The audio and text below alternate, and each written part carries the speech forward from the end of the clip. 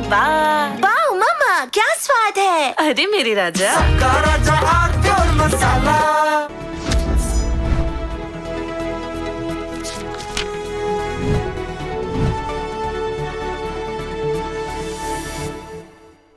नमस्कार। पश्चिम बंगाल के मुख्यमंत्री शुवेंदु अधिकारी हर दिन चौके छक्के लगा रहे हैं। हर दिन विकेट फॉर्म में है। गेंद कैसी भी आए, शुवेंदु उसको बाउंड्री पार भेज रहे हैं। ताबड़तोड़ फैसले, धुआंधार फैसले, और धुआंधार फैसले लेके वो खुद धुरंधर बने हुए हैं शुवेंदु अधिकारी। 10 दिन की सरकार में उन्होंने पश्चिम बंगाल के बड़े स्टेशंस अतिक्रमण मुक्त कर दिए, बिल्कुल जगमग जगमग कर दिए, साफ सुथरे। अभिषेक बनर्जी, ममता बनर्जी की भतीजे, उनकी संपत्तियों का सारा सिजरा सार्वजनिक कर दिया, जांच बैठाल दी, नोटिस इशू हो गए। इमामों की तनख्वाह जाती थी सरकारी खजाने से, वो बंद हो गई। ओबीसी की लिस्ट 2010 में कम्युनिस्टों ने बढ़ाई थी और 2012 में ममता जी ने बढ़ाई, और 70 से अधिक मुस्लिम जातियां ओबीसी की लिस्ट में घुसा दी। वो मसला हाई कोर्ट गया। हाई कोर्ट ने कहा कि नहीं, ये जो दूसरी लिस्ट जोड़ी जा रही है पहली लिस्ट में पार्ट ए और पार्ट बी करके, वो कानूनन विधि सम्मत नहीं है, संविधान सम्मत नहीं है, इसलिए उसको निरस्त करना होगा। ममता जी की सरकार उस निर्णय के खिलाफ सुप्रीम कोर्ट चली गई। शुवेंदु अधिकारी ने उस लिस्ट को भी निरस्त कर दिया।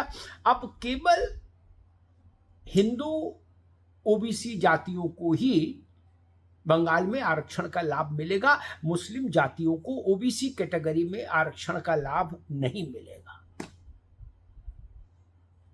शुवेंदु का मैसेज साफ है, आरक्षण का लाभ चाहिए, हिंदू बनिए, मुसलमान रहते हुए आरक्षण का लाभ नहीं मिलेगा। और एक और बात आ रही है सामने निकल के कि शुवेंदु अधिकारी की सरकार वंदे मातरम का गायन मदरसों में भी अनिवार्य करने जा रही है। यानी मदरसे में पढ़ने पढ़ाने वालों को भी अब दैनिक आधार पर प्रतिदिन वंदे मातरम गाना होगा। स्कूलों के लिए तो अनिवार्य हो ही गया, मदरसों के लिए भी अनिवार्य होगा। वंदे मातरम जन्मा भी बंगाल की धरती पर था, आनंद मठ से लिया गया, और उसको अब पश्चिम बंगाल के हर स्कूल और हर मदरसे में गाना अनिवार्य होगा। यह फैसला ऐसा है कि जिसकी देश भर में जिस पर हंगामा होगा ये तय है कि भाई मदरसों में गाना अनिवार्य क्यों कर रहे हैं। लेकिन शुवेंदु अधिकारी ने ये सब सोच समझकर फैसला किया है। शुवेंदु कहते भी हैं कि मैं झुकने वाला आदमी नहीं हूं, मैं डरने वाला आदमी नहीं हूं, न पीछे हटता हूं, इसलिए मुझे डराने की कोशिश मत करना, क्योंकि डरना मुझे आता ही नहीं। अब स्वाभाविक है, आपने सुना होगा अभी जमीयत उलेमा हिंद के सदर ने कहा था कि वंदे मातरम मुसलमान नहीं गाएगा और हम उसके खिलाफ लड़ाई लड़ेंगे। उसके बाद शुवेंदु अधिकारी ने पश्चिम बंगाल के मदरसों में ये अनिवार्य कर दिया, और शुवेंदु के इस कामकाज की शैली का बंगाल की सियासत पर असर कैसा पड़ रहा है ये आपने फलता में देख ही लिया, जहां ममता बनर्जी का जहांगीर, जो अभिषेक बनर्जी का पुष्पा था, पुष्पा, वो साष्टांग दंडवत करके आत्मसमर्पण करके मैदान से हट गया।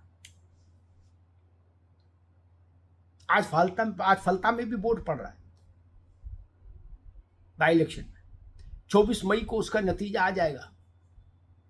वो नतीजा भी अब तक के शुवेंदु अधिकारी के कामकाज पर एक मोहर होगी। कि इतने दिनों में शुभेंदु अधिकारी की सरकार ने कैसा कामकाज किया और जनता उनके कामकाज को किस दृष्टि से ले रही है, कैसे ले रही है। क्योंकि वो वह इलाका है जो टीएमसी का स्ट्रांग होल्ड रहा है, मजबूत जनाधार वाला इलाका है। फलता विधानसभा क्षेत्र जिस इलाके में आता है वह लोकसभा क्षेत्र, डायमंड हार्बर वो अभिषेक बनर्जी का लोकसभा क्षेत्र है। और कहा जाता था कि वो अब ममता बनर्जी का एक सुरक्षित दुर्ग है वो इलाका। अभिषेक जब 2024 में लोकसभा चुनाव जीते यहां से, तो उनको फलता विधानसभा क्षेत्र से सबसे बड़ी जीत मिली थी।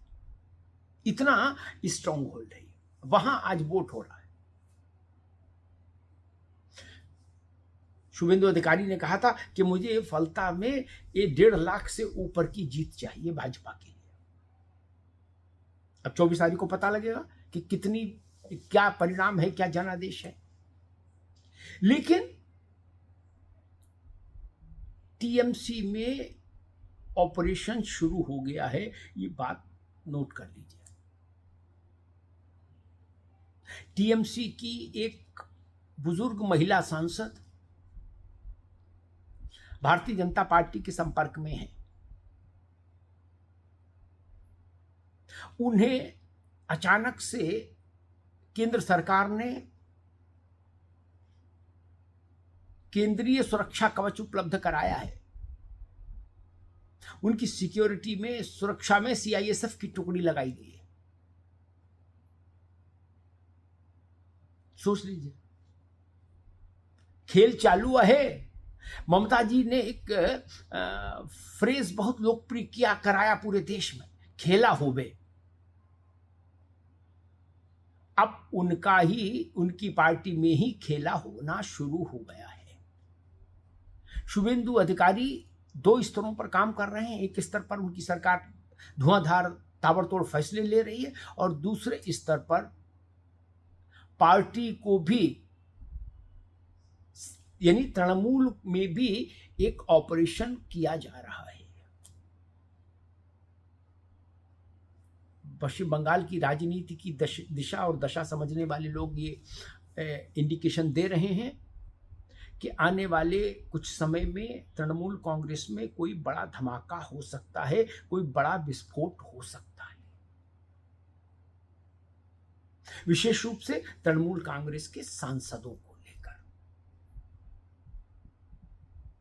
ये बड़ा विस्फोट, और इस पर काम शुरू हो गया है। इसके पीछे की एक वजह यह भी है कि तृणमूल कांग्रेस के लीडर्स को अब ये लग रहा है कि बुजुर्ग ममता बनर्जी अब कम बैक नहीं कर पाएंगी, अब वापसी नहीं कर पाएंगी। अब बीजेपी यहां लंबे समय तक शासन करेगी, कोलकाता में भी और दिल्ली में भी। तो जिन लोगों को सत्ता के साथ रहने की आदत होती है, ऐसे तृणमूल कांग्रेस के नेताओं के लिए अब तृणमूल में रहना असंभव सा हो रहा है। वो जान रहे हैं कि यहां सिवाय नुकसान के कुछ हासिल नहीं होगा। भाजपा में चले जाएंगे तो कम से कम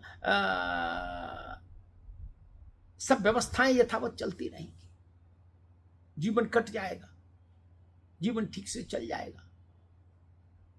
और टीएमसी में रहेंगे तो जांचों के चक्रव्यूह में जिंदगी नरक हो जाएगी। इसलिए टीएमसी में एक बड़ा ऑपरेशन हो रहा है, इसके संकेत मिल रहे हैं। और वो ऑपरेशन दिल्ली और कोलकाता भाजपा मिलकर कर रही है। शुभेंदु अधिकारी उसका नोडल पॉइंट है, क्योंकि शुभेंदु से ज्यादा अच्छे ढंग से टीएमसी को बीजेपी के कुनबे में कोई और नहीं जानता, कोई भी नहीं।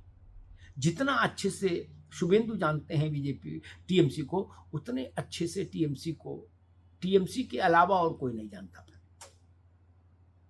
जितना ममता जी जानती हैं टीएमसी को, उतना ही शुभेंदु भी जानते हैं टीएमसी को। बीजेपी के पास ये एक बड़ा प्लस पॉइंट है, और बीजेपी इसी प्लस पॉइंट के सहारे खेल रही है धुआंधार। नमस्कार।